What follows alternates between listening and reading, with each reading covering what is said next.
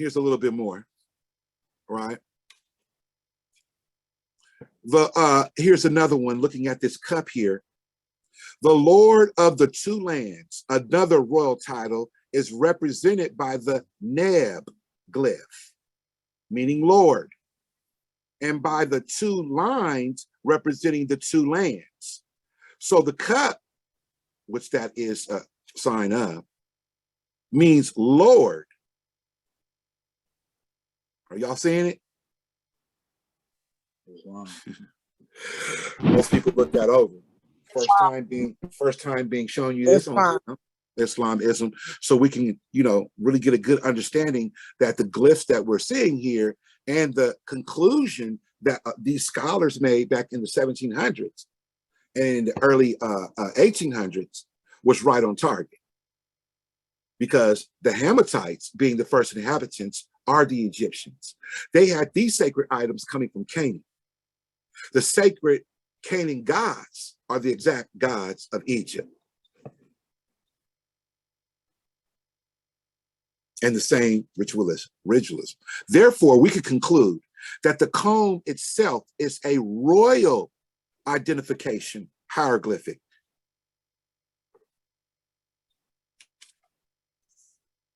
For those who didn't see it, the Lord of the Two Lands. That's what that cup actually means Lord. So if it had lines under it, it means the two lands. But at this time, right, Ham is just coming in. Let's go to further prove what I said earlier about the Mississippi.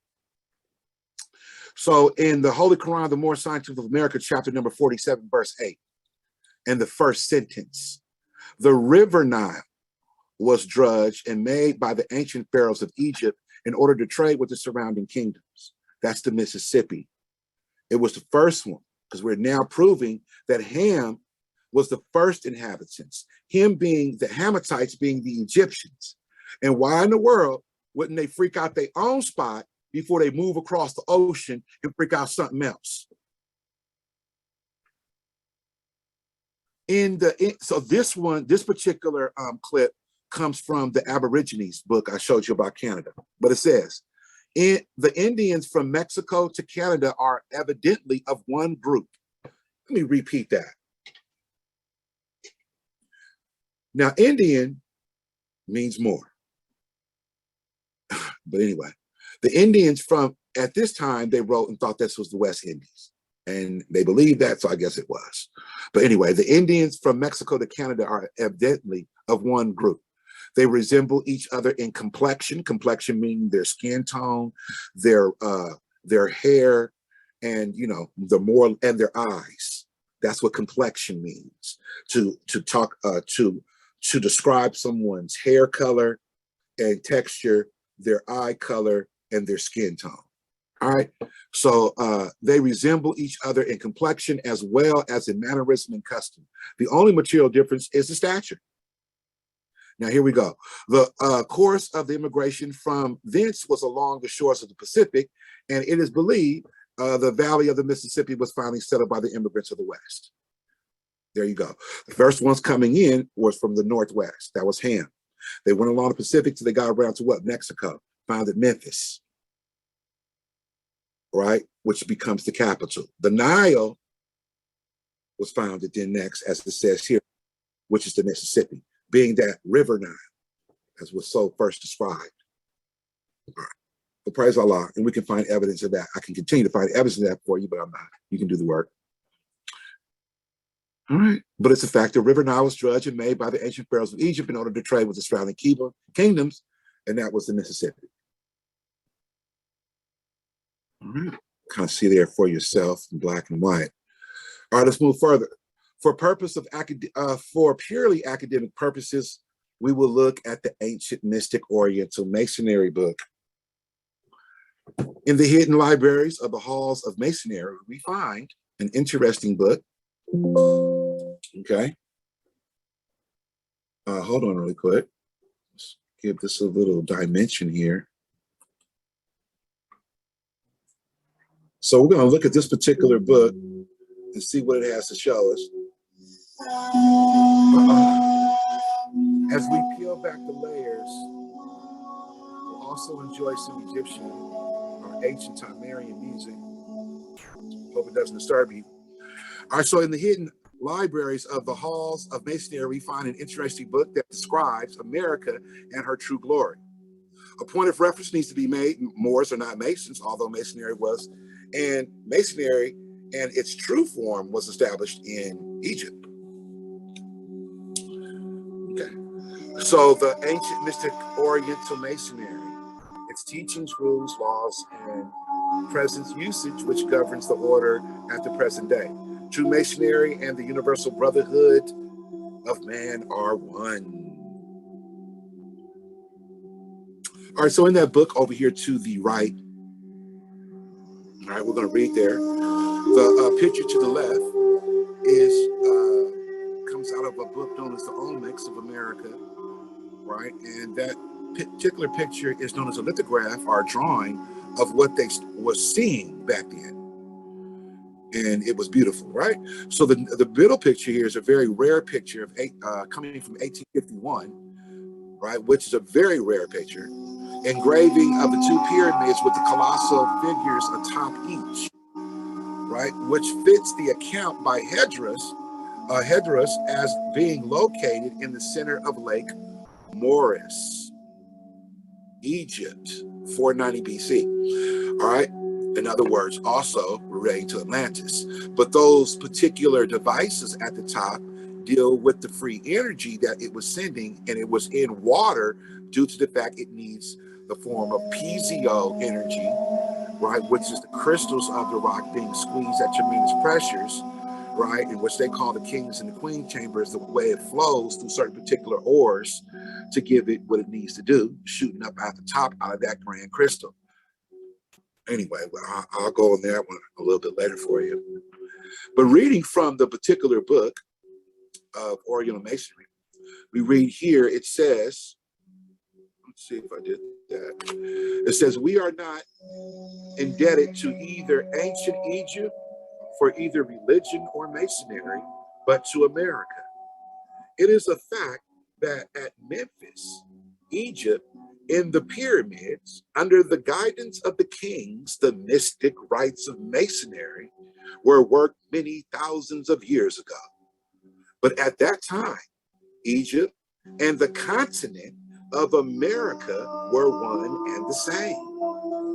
In America, rediscovered in the 15th century and repopulated in the 17th, was recovered Egypt. And the promised land, or the land of the constellation of the eagle. Oh, wow. The promised land, the land of the constellation of the eagle. Right? We're going to go dig that out. Because to truly understand our flag is to understand what was popping here in America. We're getting closer to Old Glory, as we can see. And as we can see, the Prophet Noble Drew Ali, in which he was telling us in those particular verses, which are only a very few, but in those few verses, by saying the ancient pharaohs of Egypt drudged the Niles, then we have to question where those ancient pharaohs came from. Because to drudge the Nile meant that there was no life there in what we now consider, you know, the Nile in Africa, what we now consider, right? Even the one up the Mississippi, to say they drudged that one is to say that there was really no life there, because it is the Nile that brings the flood waters, that brings the life. It was the Nile then where all civilization around these particular areas flourished from. So who are these particular pharaohs and where they come from to have then created such a marvelous work of wonder? Because it says that they artificially created those particular things. The Nile in Egypt is the one we know today is 25,000 miles long, matching the circumference of the earth, right? Also the 25,000 year span and precession. These things are not coincidence. In America rediscovered. But this part about the promised land, or the land of the constellation of the eagle, Egypt and the continent of America were the same, as it said. Can truth change? As we know, truth cannot change nor pass away. So the next page read, right, is placed by, let's start, just kind of got a little, I guess we can start after that IE. I mean, kind of gave you clips of it, so you can go look it up yourself. Right, so it says the plateau of Tartary and the form there transmitted to this generation by the sages of India, Persia, Ethiopia, and Egypt. Now, where does that sound familiar? That sounds a little familiar. That sounds a little familiar, right? On page 3 of the Holy Quran, the Moorish Science Temple of America, it says the reason these lessons have not been known is because the Muslims of India, Egypt, Palestine, Egypt, India, and Palestine. So what's missing here? Egypt, we have Egypt, right? India, the only other one was Palestine, okay? But anyway, so it says India, Persia, Ethiopia, and Egypt. We are not indebted to either ancient Egypt for the religion, I just read that part, right, of masonry, but to America. It is a fact that at Memphis, Egypt, and the Pirates, under the same guys as the King's mystic rites of masonry were worked many thousands of years ago. But at that time, Egypt and the continent of America were one and the same. In America, rediscovered in the 15th century and repopulated in the 17th century, was uncovered Egypt and the promised land, or the land of the constellation of the eagle. All right. So we see this. I think I double entendred you here. I just doubled you up. So the dominion and the habitation extended from across the great Atlantis even unto the present North and South and Central America, and also Mexico before the great earthquake which caused the great Atlantic Ocean. This is what we're kind of talking about here.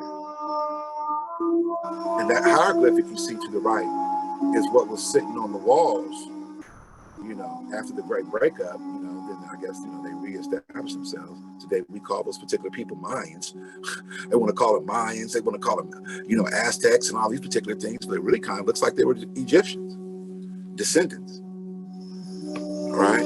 So we keep reading here, right, it says, the race, the fact once recognized that it is impossible to separate the eagle from America, the land shadowed with wings of Isaiah, over which accordingly appeared 2 grand eagles, the red swan flying down the Milky Way, and the winged steeds, Agasus and Euryalus, all the wings known to astronomy, without taking the bear from Russia, Perseus from Persia, and a flood of light is poured upon the history and mythology.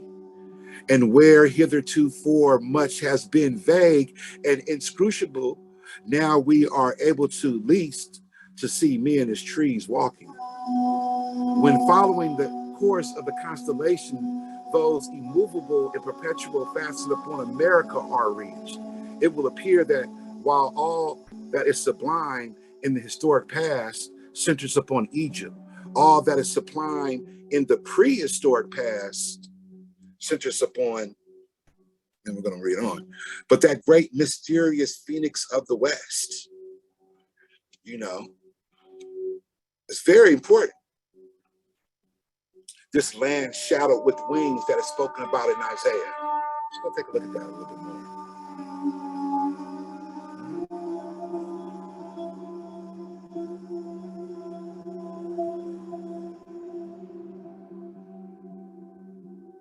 So that last part says America. What was prehistoric is in America, it says. Then it says here, it picks up here, America, Atlantis. And as the curtain which has hitherto concealed the prehistoric connection between the peoples of ancient Egypt and of America is lifted, it will be seen that the people of the eagle on the Nile, being descendants of the original people of the eagle on this continent, the twain are one, and that prehistoric America was the original Egypt, or the eagle land, prior to the mighty dispensation in the days of Peleg, when the earth was divided and the great globe itself was nearly rent asunder. Prophet Noble Ali in the Capital Empires of the Dominions of Africa, chapter number 47, tells us right here, before the great earthquake, which caused the great Atlantic Ocean. In the days when the earth was divided and the great globe was nearly rent asunder. So their dominion and habitation extended north, east, and southwest Africa across the great Atlantis, even unto the present North, South, and Central America, and also Mexico and the Atlantis Islands, before the great earthquake which caused the great Atlantic Ocean. And now we're seeing it. We're seeing it. Because the prophet let us know there in verse 3 and verse 4, right, that the first inhabitants or the second inhabitants of this entire America, describing northwest and southwest, the Americas, was the Hamites. Then from them, Mizraim, which we get Egypt, but the Hamites were the Egyptians. And now as we continue to go on, even the most ancient records may be hidden, but now being revealed, right, lets us know the exact same thing as the prophet did. And where those pharaohs come from, who drudged who drudged the Nile, that one that everyone knows today, and the one here in the Americas, known as the Mississippi, because it was the original Egypt. But the land of the eagle needs to be revealed. Let's move further into this understanding. So the mystery of the eagle revealed are Tamari or Tamore. Tamore, who is she? Who spread her wings and rose from out of the ashes of the primordial mound. Tamore, she who soared with the divine law and civilized the world, and perched on a cactus holding a snake. Tamore. And Queen Khalifa. Islam. So you want to understand the great eagle that's being continued talked about and represented on all of certain particular people's ornaments. Well, you can see it right here. So the great eagle is North America. Can you not see it? Hold on. So if you look over here, let me see if I can get a little pen action going. You can see the face and her beak. Down here is her claws holding the snake, which should be the Caribbean. Her other foot is perched on something. Right here, perched on that cactus. These are her wings.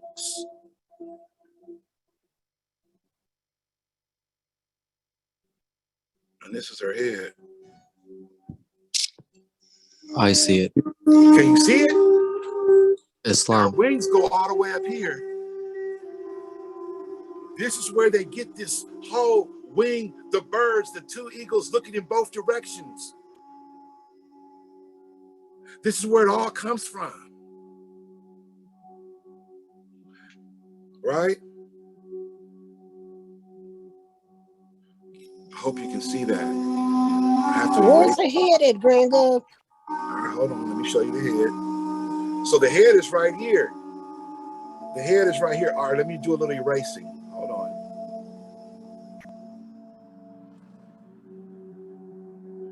All right, so the head is right here. Can you see it? I just kind of drew a line on it. Okay. So the head and the beak is right up there. That would be considered Maine and all that. When it comes down to Florida, and those would be considered one claw holding a snake, which would be the Bahamas. The other claw sitting on the top of South America are her talons. Her wings will be Canada, all the way up to Alaska, all the way to Greenland, would be the spread out wings. This is where they get law and order. Law being when the wings are in flight. The order is when it sets. So that when you see the eagle planted on the president's desk with the wings spread, it means law. It also means the commander of Tamore. All right, let's move forward. Uh-oh. Yes. I don't know how to get rid of the pen that thing here. Oh, there we go. So you can see a little bit better on this one. Tamure perched on the cactus holding the snake. So as you can see, the wings, if you can really just take a good look, you guys, right? You can see her spreading her wings. Now you can see the, oh, let me go back. So you can see her spreading the wings like I showed you before, her face up here being, you know, like mane and all that. And then she's perched on the cactus representing South America, holding the snakes, Bahamas. This is a representation of Upper and Lower Egypt. This, being a representation of Tamari, is the original name of Egypt, meaning the beautiful land, also the land of the Moors. Ta means land, Mer meaning Moorish, Re meaning beautiful or king. Okay, so the beautiful land of the Moors or the land of the king, the Moors. For those with understanding, see the relationship with the Mexican national flag now. Tamari, the eagle and snake, that would represent Lower Egypt, and the cactus will represent Upper Egypt. The unification of Upper and Lower Egypt is within the signs of where they would say the earth itself or the heaven. Right? So this is the great mystery of the eagle sitting on the cactus, or the eagle clutching the snake. Tamore. So the ancient gods of Egypt, Israel, are Isis, Ra, and El. Ra meaning bay, and you can go find that in the etymology of Moorish in your Moorish guide. Excuse me, not the Moorish guide, but in your manuals under the title Moorish. I do an etymology of Bay and El, and also the gods of our forefathers. All right, so Israel, Ra meaning Bay, are the ancient gods of Canaan. You can see this in the Moorish Holy Quran, chapter 47, and I'm paraphrasing here so we can see a thing. His father Ham, his father Ham, the dominion northwest and southwest. In later years, many of their brethren from Asia and the Holy Lands joined them. The Moabites settled and inhabit northwest with their Canaanite brethren. And as you can kind of see that, right? So here to the right is what is known as Tamore, or Egypt. Back in the time, we have Upper and Lower Egypt. The one at the bottom we consider Upper Egypt. The one near the top we consider Lower Egypt. Okay, so right. It's very ancient because it goes back to a lot. Oh, let's go back. So down here at the bottom, you can see the Mexican national flag of 1824 and 1812 and 1824, and you can see the eagle holding in the claws the snake perched on the cactus, representing Upper and Lower Egypt. So America is starting to come into view here. The hidden land, the ancient land, right? So reading here a little bit of our the gods, right, of ancient Egypt here. Let's go back a little, right? So it says here, this comes from the third book. It says the Phoenicians' most beloved deity was Ashtar. Their version of the much earlier Sumerian Iana. She was the divine patron of both fertility and war, life and death. All right. So, right, in this particular book, and you can go on and read and get it right, it speaks about the Phoenicians coming from the Americas. And, right, now that we're getting a little bit clearer understanding of that, it goes on to say here near the bottom here, I think I'll just read the whole thing. Right, it says in life and death, it says she was the divine patron of both fertility and war, life and death, twin aspects embodied in her celestial light. The planet Venus, rising in the east as the morning star and setting in the west as the evening star. 11th century BC, Phoenician cosmologists, right, portray her as the mighty one, wandering through the world, and appropriate conception for the far-ranging Phoenicians whose sailors prayed to her as Our Lady of the Sea. When they arrived in Egypt as traders and settlers, Ashtar was welcomed as a popular import by the host, assuming some features of an indigenous goddess, Hathor. It's the same person. See, Iana, Diana, Ashtar, Ishtar, all these particular people are the same one. And the relationship to Queen Khalifa is very important. Right to the left, the picture you see here is of Queen Khalifa.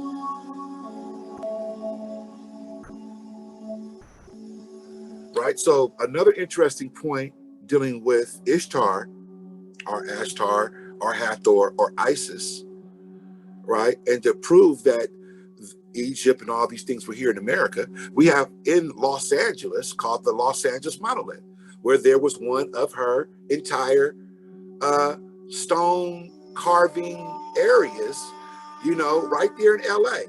And I want to tell you something. Everybody has seen her palace. If you lived in Los Angeles more than 30, 15 years, you have probably visited on more than one occasion. They got it hidden behind behind a perverted sign that corrupts. Take away the sign, you'll still see some monuments. The Hollywood sign. Are you talking about the Hollywood sign? I'm talking about the Hollywood sign. Take away the Hollywood sign, but what's behind the Hollywood sign? What's there? The observatory. There you go. Wow. The observatory is old world tech. That's old world. That is actually one of Ishtar's or in one of her spots who was in command there, right? Whether you want to believe it or not, was Queen Khalifa. But that was where the palace was. And now if you look at it and go look at it on a grid, it's set perfectly north and northeast, north and west. It has a grand causeway. We call that Normandy or something today. Yeah, and it was in what is known as the Onion Dome, and they took away the antennae on top and the other ones on the thing of it. But if you go look at the foundation stones, they're ancient. Same thing, right? So this particular monolith was found in Los Angeles. Huh? I think that's Vermont. That goes up to the bottom of the hill. They get up to the observatory. Okay. I think it's Vermont. Yeah, like one of them you can look. Western One Avenue. of them, when you get up there, you can see Western? down one major street all the way to almost Torrance. That's how long that causeway is. It's off the hook. Western, 29 miles. Yeah, I said 29 Western. miles. You can see Down Western. 29 miles. I used to live on Western. That's what I'm talking about. You lived in your ancient forefathers and our ancient mothers, right? One of her areas. They used to call Queen Khalifa, if I can pronounce it right, I'm probably going to butcher it, but if my cousin was on, he knows it.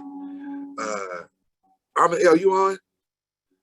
I forgot it. It's Torquia, Rose, something. Anyway, I'll get it for you guys. But they named a river, my Lady of the River, and all these particular things come from Iana. And they also named that for Queen Khalifa. But anyway, so as we can see here, she also had a temple in the Grand Canyon. There is no natural occurrence of a 90-degree angle by any mountain.